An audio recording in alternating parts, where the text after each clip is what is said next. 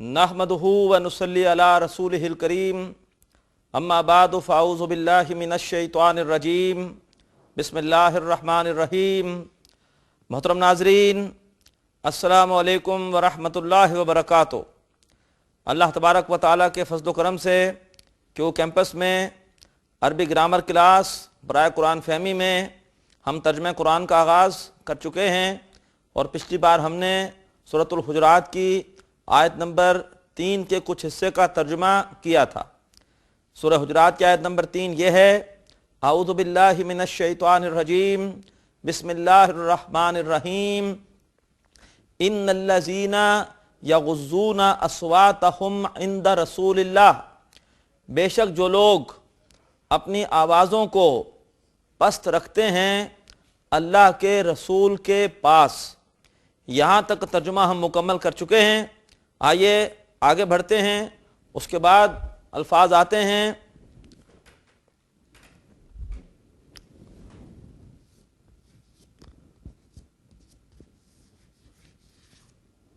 उलाइकल्लज़ी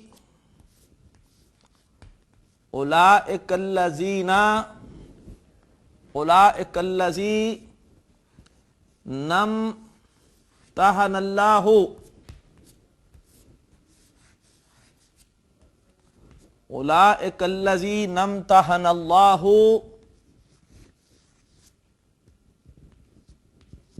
क़ुलूबहुम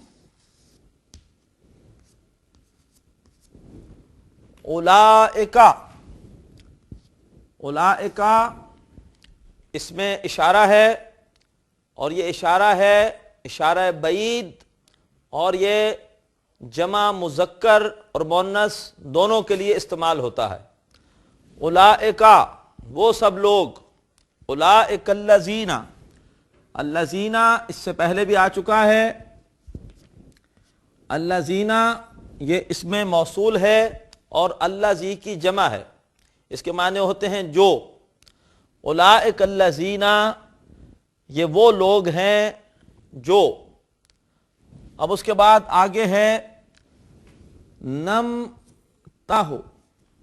नम्तहनल्लाहु। असल में ये था इम्तहना।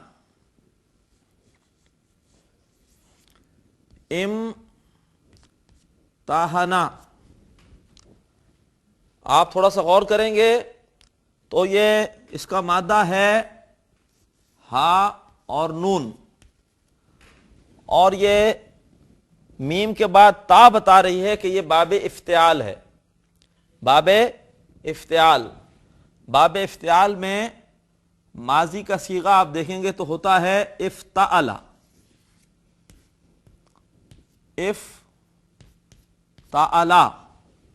तो इसी माजी के सीगे में आप मीम हा नून जब रखेंगे तो हो जाएगा ये इम्तहना। तो हम कहेंगे कि ये बाबे इफ्तियाल है, माजी है, और पहला ही सीगा है वाहिद मुज़क्कर गायब। इम्तहाना जब मिलाया तो ये हमज़ातुल वसल बन गया और इसकी हरकत गायब हो गई, ये अब पढ़ा नहीं जा रहा और ये हो गया नम्तहना। उलाइकल्लज़ी नम्तहना, इसका मफ़हूम होगा इम्तिहान लेना। इम्तिहान लिया माजी का सीगा है, इम्तिहान लिया।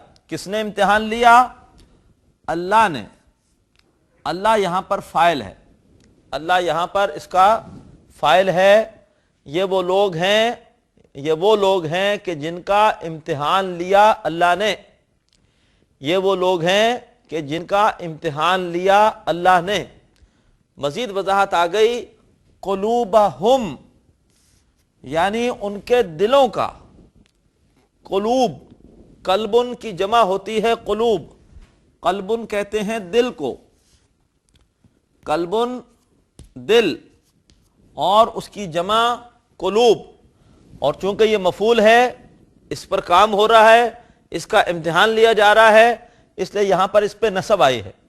اور قلوبہم مرکب اضافی ہے، ان کے دل، یہ وہ لوگ ہیں کہ جن کے دلوں کا امتحان لیا اللہ نے، یا یہ وہ لوگ ہیں کہ امتحان لیا اللہ نے جن کے دلوں کا، یہ وہ لوگ ہیں کہ امتحان لیا اللہ نے جن کے دلوں کا۔ قلوبہم مرکب اضافی ہے، قلوبہ مضاف ہے، ہم مضاف الیہ ہے، مضاف پر حرکت ہمیشہ ایک ہوتی ہے، قلوبہ، اس پر کبھی تنوین نہیں آتی۔ وہ لوگ ہیں کہ امتحان لیا اللہ نے جن کے دلوں کا۔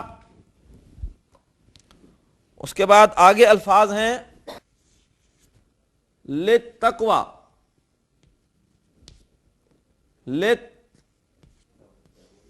تقوی، تقوی کہتے ہیں پرہیزگاری کو۔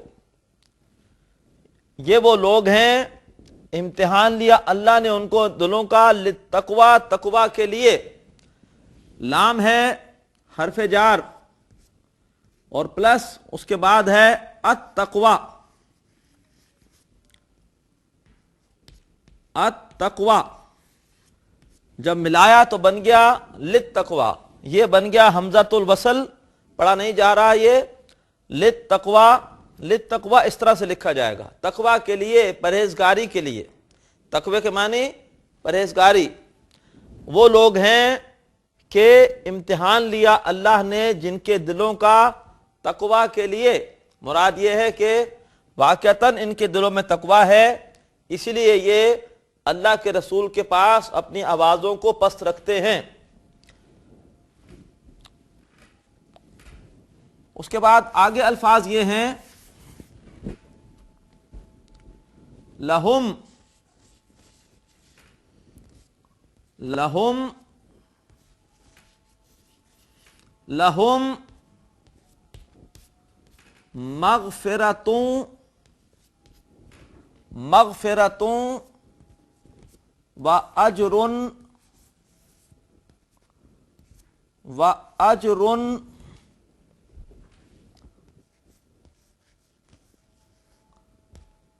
عظیم،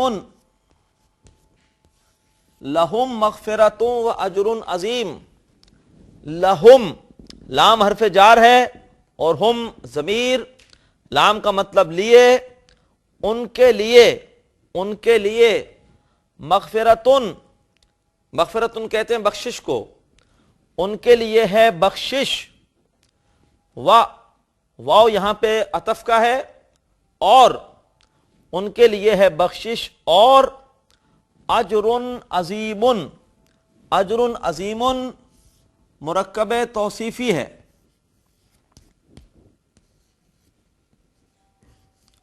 اور مرکب توصیفی میں اجر موصوف ہے، عظیم اس کی صفت ہے۔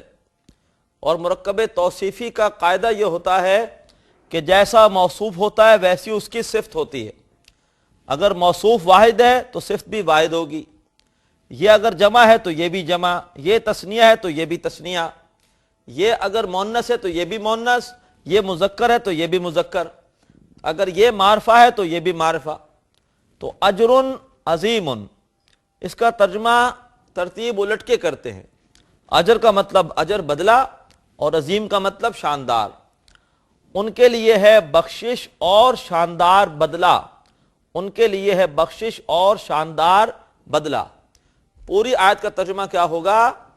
ان الذین یغضون اصواتہم عند رسول اللہ، بے شک وہ لوگ جو اپنی آوازوں کو اللہ کے رسول کے پاس پست رکھتے ہیں، اولئک الذین، یہ وہ لوگ ہیں کہ امتحن اللہ قلوبہم، جانچ لیا، امتحان لے لیا اللہ نے ان کے دلوں کا، للتقوی، تقوی کے لیے۔ یعنی اللہ نے امتحان کے ذریعے سے اس بات کو ظاہر کر دیا کہ ان کے دلوں میں تقوی ہے، اسی لیے یہ اللہ کے رسول کے پاس اپنی آوازیں پست رکھتے ہیں۔ لہم، ان کے لیے ہے مغفرتن، بخشش، و اجر عظیم، اور شاندار بدلہ۔ اس کے بعد چوتھی آیت ہے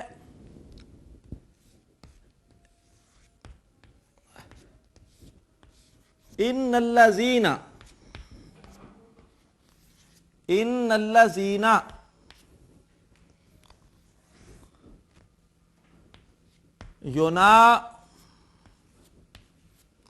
ینادونک،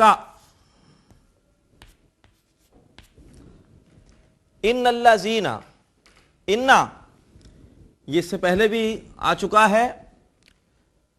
ان کا مطلب ہوتا ہے بے شک، یہ حروف مشبہ بالفعل میں سے ہے، اور ہم نے اس طرح کے 6 حروف پڑھے تھے، انا، انا، لاکنہ، لاکنہ کا انا، لعلہ اور لیتا۔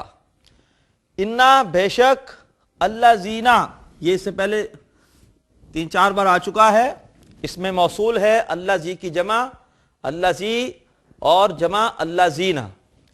جو لوگ، اس میں موصول بے شک جو لوگ، ینادونکا یہ اصل میں 2 چیزوں کا مجموعہ ہے، ینادونا اور پلس کا۔ ینادونا دیکھیے یا ہے اور یہ علامت مضارع ہے، اس سے محسوس ہوا کہ یہ مضارع ہے۔ اور 3 باب ایسے ہیں عربی میں کہ جن میں علامت مضارع پر پیش ہوتی ہے، باب افعال، باب تفعیل اور باب مفاعلہ۔ باب مفاعلہ میں علامت مضارع پر پیش بھی ہوتی ہے اور درمیان میں ایک الف بھی ہوتی ہے، لہذا یہ باب مفاعلہ ہے۔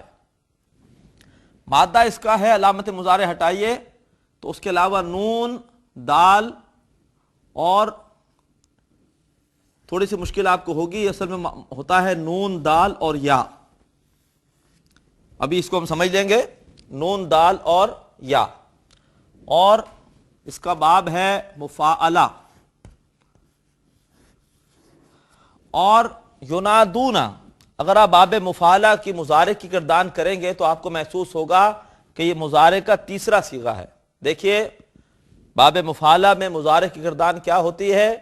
یفاعلو، یفاعلان، یفاعلون، یفاعلون، اس سے ملتا جلتا ہے یفاعلون، یفاعلون۔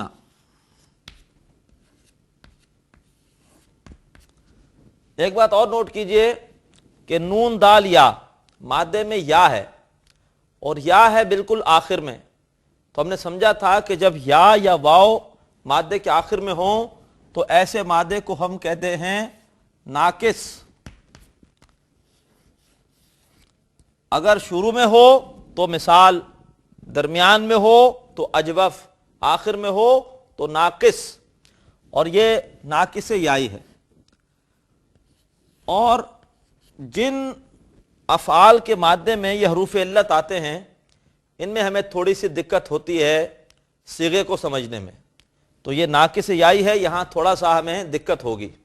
اب دیکھیں لکھا ہوا ہے یفاعلون، آپ یہاں پہ یہ مادہ رکھیے نون، دال، یا، تو فا کی جگہ فا کلمہ ہے نون، عین کلمہ ہے دال اور لام کلمہ ہے یا، تو یہ بن جائے گا ینادے یونا، یہ بن جائے گا ینادے یونا۔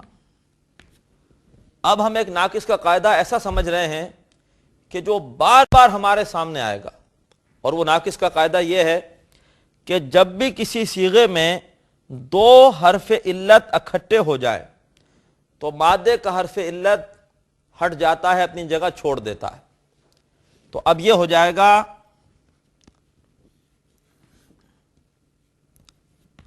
ینادونا۔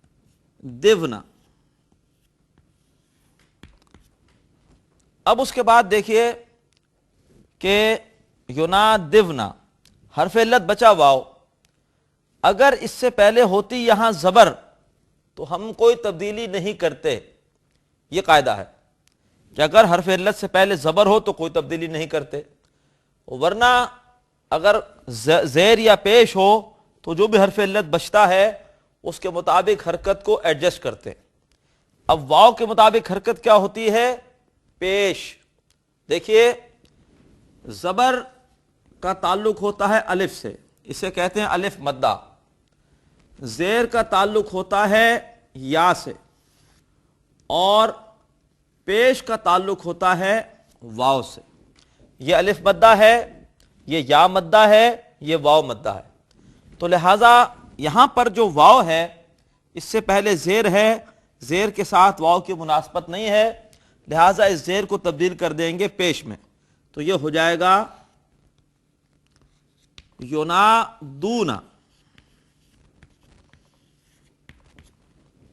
ینادون چونکہ یہ صیغہ ہے تیسرا مضارع میں، یعنی جمع مذکر غائب کا، ہم ترجمہ کریں گے اس کا وہ سب پکارتے ہیں۔ وہ سب ندا لگاتے ہیں، وہ سب پکارتے ہیں۔ ندا اردو میں استعمال ہوتا ہے پکارنے کے لیے۔ تو بے شک جو لوگ پکارتے ہیں، بے شک جو لوگ پکارتے ہیں۔ کا یہ ضمیر ہے، ضمیر متصلہ۔ کا مطلب تجھے، اور ہم ادب سے ترجمہ کریں گے اے نبی آپ کو صلی اللہ علیہ وسلم۔ بے شک جو لوگ پکارتے ہیں آپ صلی اللہ علیہ وسلم کو۔ کوئی عام آدمی ہوتا تو ہم ترجمہ کرتے بے شک جو لوگ پکارتے ہیں تجھے، لیکن یہاں ذکر کس کا ہے؟ جناب نبی کریم صلی اللہ علیہ وسلم کا۔ ترجمے میں ادب و احترام ملحوظ رکھنا ہوگا۔ بے شک جو لوگ پکارتے ہیں اے نبی آپ صلی اللہ علیہ وآلہ وسلم کو۔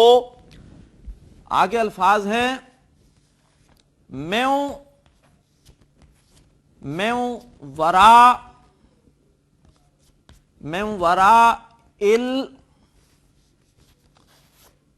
الحجراتی، من وراء الحجراتی۔ من حرف جار ہے، من حرف جار ہے، من مانے سے، وراء ہوتا ہے وراء، من کی وجہ سے اس پر زیر آ گئی اور ورائی، اور یہ ہے ظرف۔ جیسے اندہ ظرف تھا ایسے وراء بھی ظرف ہوتا ہے، اندہ، فوقا، تحتا، بادا، تو یہ ظرف ہے۔ اور ظرف ہمیشہ مضاف بنا دیتے ہیں، مضاف بن کے آتے ہیں، لہذا یہ مضاف ہے، حجرات اس کا مضاف الیہ ہے۔ ہمیشہ یہ مضاف بن کے آتے ہیں، ان پہ حرکت ایک ہی ہوتی ہے، اور عام طور پر نصب ہوتا ہے، لیکن من کی وجہ سے جر آ گیا۔ اور حجرات یہ مضاف الیہ ہے، مضاف الیہ پر ہمیشہ جر کا اعراب ہوگا۔ یہ مرکب اضافی بن گیا۔ ورا کے معنی ہوتا ہے پیچھے سے، گرد سے یا پیچھے سے۔ حجرات، حجرات اصل میں حجراتن کی جمع ہے۔ حجراتن کہتے ہیں کمرے کو، جیسے ہم کہتے ہیں مسجد میں کہ امام صاحب اپنے حجرے میں تھے، تو حجرہ کہتے ہیں کمرے کو۔ اور نبی کریم صلی اللہ علیہ وسلم کے جو چھوٹے چھوٹے سے کمرے تھے جہاں پر آپ کی رہائش تھی مسجد نبوی کے ساتھ، ان کے لیے حجرات کا لفظ آیا۔ حجراتن کی جمع، جمع سالم مؤنث، حجراتن، حجراتن، حجراتن، تو یہ جمع سالم مؤنث ہے، حجرات یعنی کمرے۔ بے شک جو لوگ پکارتے ہیں آپ کو صلی اللہ علیہ وسلم کمروں کے باہر سے، بے شک جو لوگ پکارتے ہیں آپ صلی اللہ علیہ وسلم کو کمروں کے باہر سے۔ محترم ناظرین، الحمدللہ کہ سورہ حجرات کی آیت نمبر 4 کا ترجمہ چل رہا ہے۔ تقریباً آدھی آیت کا ترجمہ ہم نے کر لیا ہے، اور بقیہ آیت کا ترجمہ آپ خود سے کیجئے۔ اگلی کلاس میں پھر جائزہ لیجئے کہ آپ نے ترجمہ کہاں تک درست کیا ہے۔ اللہ تعالیٰ سے دعا ہے کہ اللہ تعالیٰ قرآن فہمی کے لیے ہماری اس کاوش کو قبول فرمائے۔ وآخر دعوانا ان الحمد للہ رب العالمین۔ ناظرین، ابھی آپ نے پروگرام عربی گرامر برائے قرآن فہمی کا لیکچر نمبر 20 ملاحظہ فرمایا۔ اب آپ کے سامنے اس لیکچر سے متعلق سوالات پیش کیے جا رہے ہیں۔ ان سوالات کے صحیح جواب دینے والے ناظرین کو کیو ٹی وی کی جانب سے کورس کے اختتام پر سرٹیفکیٹس دیے جائیں گے۔ سوالات یہ ہیں۔ پہلا سوال ہے امتحنا ڈیش سے ہے؟ اے باب تفعیل، بی باب افعال، سی باب افتعال۔ دوسرا سوال اجر عظیم ڈیش ہے؟ اے مرکب توصیفی، بی مرکب اضافی، سی مرکب جاری۔ تیسرا سوال جب دو حرف علت ایک ساتھ آئیں تو ڈیش کا حرف علت حذف ہو جاتا ہے؟ اے مادے کا، بی وزن کا، سی صیغے کا۔ چوتھا سوال ہے وراء ڈیش ہے؟ حروف، اے حروف مشبہ بالفعل، بی ظرف، سی اسم موصول۔ محترم ناظرین، ایک بار پھر سوالات سن لیجئے۔ پہلا سوال ہے امتحنا ڈیش سے ہے؟ اے باب تفعیل، بی باب افعال، سی باب افتعال۔ دوسرا سوال اجر عظیم ڈیش ہے؟ اے مرکب توصیفی، بی مرکب اضافی، سی مرکب جاری۔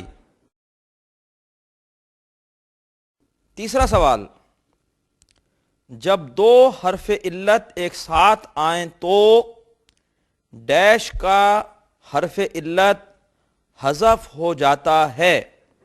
اے مادے کا، بی وزن کا، سی صیغے کا۔